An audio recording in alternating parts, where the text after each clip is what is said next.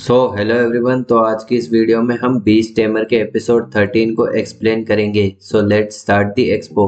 तो जैसा कि हमने पिछले एपिसोड में देखा कि रेन ने एक डीमन को भी हरा दिया। अगर आपने वो नहीं देखा तो जाके पहले उसे देख लीजिए। तो एपिसोड 13 के शुरुआत में हम नीना और बाकी सबको देखते हैं, जहां नीना कह रही होती है कि मुझे तुम सबके साथ रहना है, मुझे तुम्हारी मदद करनी है, तो क्या मैं तुम्हारे साथ आ सकती हूँ। तो रैन कहता है कि मैंने पहले ही इतने सारे अल्टीमेट स्पीशीज के साथ कॉन्ट्रैक्ट कर लिया है, मुझे नहीं लगता कि मैं तुम्हारे साथ भी ऐसा कर पाऊंगा। उसके बाद वह नीना को टेम करने के लिए कॉन्ट्रैक्ट करता है और वह एक अल्टीमेट स्पीशीज डेमिगोड को भी टेम कर लेता है, जहां सब लोग ये देखकर खुश हो जाते हैं।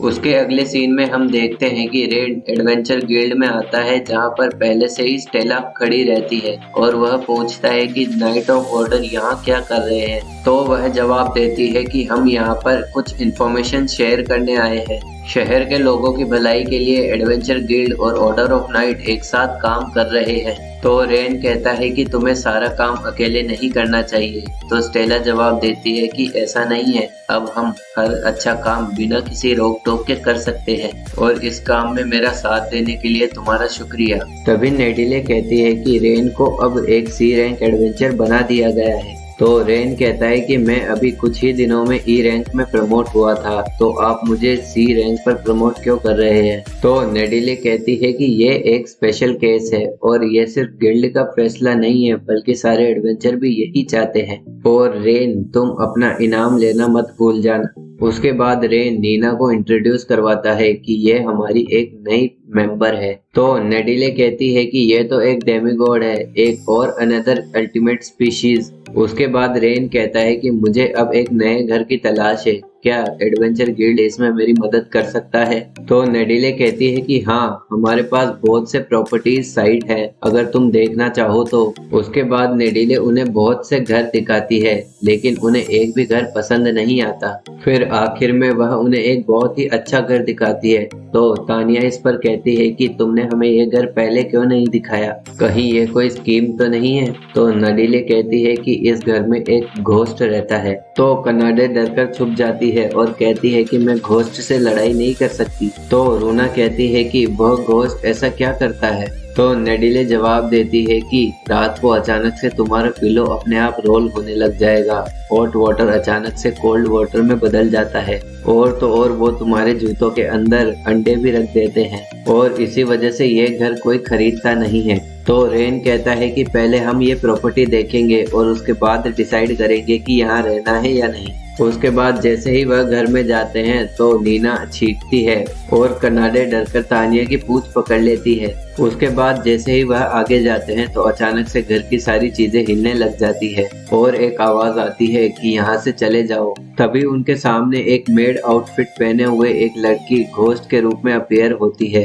तभी सोरा और रूना उस पर अपना प्योरिफिकेशन मैजिक यूज करते हैं, लेकिन वह बच जाती है। तो रूना कहती है कि वह जरूर एस्ट्रल साइड की वजह से बच गई होगी। अगर वो स्पिरिट वर्ल्ड में घूम सकती है, इसका मतलब हमारे अटैक उसे नहीं लग सकते। तभी रूना एक अटैक करने की बात करती है, तो सोरा कहती है कि ये बहुत ज्यादा पावरफुल है, इससे तो पूरा घर ही उड़ जाएगा, जिससे कि वह घोस्ट गुस्सा हो जाता है और जोर जोर से कहने लगता है कि यहाँ से चले जाओ। ये देखकर तानिया कहती है कि मुझे लगता है ये घोस्ट अटैक नहीं कर सकता। तभी वो घोस्ट कनाडे को देखती है, जो कि डरी हुई रहती है, तो वह जाकर उसे और ज्यादा डराने लगती है, लेकिन इससे कनाडे इतना ज्यादा डर जाती है कि वो अपनी लिमिट तोड़कर उस पर एक खतरनाक अटैक करती है, जिससे उसके कपड़े भी फट जाते हैं। तभी सोरा कहती है कि शायद कनाडे इतना ज्यादा डर चुकी है कि वह अपनी फिजिकल लिमिट तोड़कर आगे बढ़ चुकी है। उसके बाद कनाडे चारों तरफ उस घोस्ट का पीछा करने लग जाती है। तभी सोरा और रूना पूरे घर पर सेक्रेट सील का यूज करते हैं, जिससे कि वह एक बैरियर बन जाता है और कोई भी इसमें स्पिरिट वर्ल्ड का यूज नहीं कर सकता। उसके बाद तानिया कनाडे को शांत करती है और रेन कहता है कि क्या हम एक बार बैठकर बात नहीं कर सकते। तो वह घोस्ट कहती है कि शायद मुझे तुम्हारा शरीर ले लेना चाहिए। तभी रेन उसे अपना हाथ दिखाकर रोक देता है और कहता है कि मैं एक बीस्ट टेमर हूँ, मैंने बहुत से लोगों को देखा है जो कि घोस्ट को टेम करते हैं। तभी वो घोस्ट कहती है कि मैं इतनी आसानी से किसी के साथ भी टेम नहीं होने वाली। तो रेन उसे रोकता है और नीचे गिरा देता है। उसके बाद वह कहता है कि मेरा नाम रेन श्राउड है, तुम्हारा क्या है? तो वह घोस्ट जवाब देती है कि मैं हूँ टीना होली। मैं 30 साल पहले दूसरे टाउन में एक मेड का काम करती थी, लेकिन मैं मर गई और एक घोस्ट बनकर यहाँ पर आ गई। तो तानिया उससे पूछती है कि तुम एक घोस्ट क्यों बनी? तो वह कहती है कि मेरा पिछला मास्टर एक क्रूअल परवर्ट था जो कि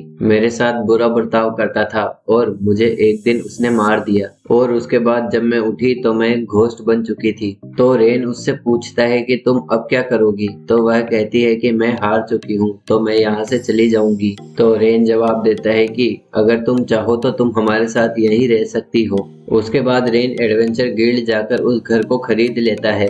उसके अगले सीन में हम देखते हैं कि हीरो पार्टी के सारे मेंबर होराइजन के एक दुकान में आते हैं और कहते हैं कि क्या तुम हमें एक हफ्ते का खाना दे सकते हो?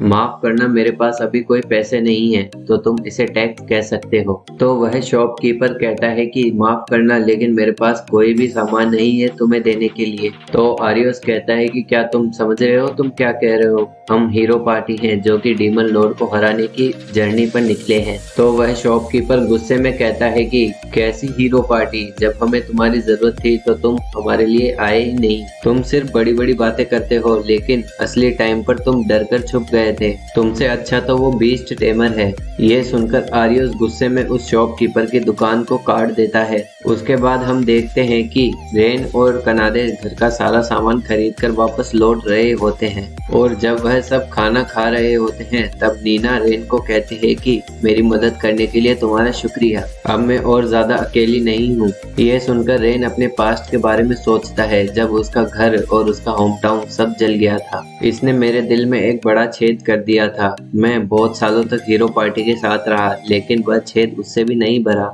लेकिन आज लगता है कि मेरे दिल का वह छेद भी भर गया। और तभी वह अपने माँ बाप को सामने बैठा हुआ देखता है और रोने लगता है। तो रेन कहता है कि मैं भूखा हूँ, इसलिए मैं रो रहा हूँ। और इसी के साथ बीस्ट टेमर का सीजन 1 खत्म हो जाता है। Thanks for watching.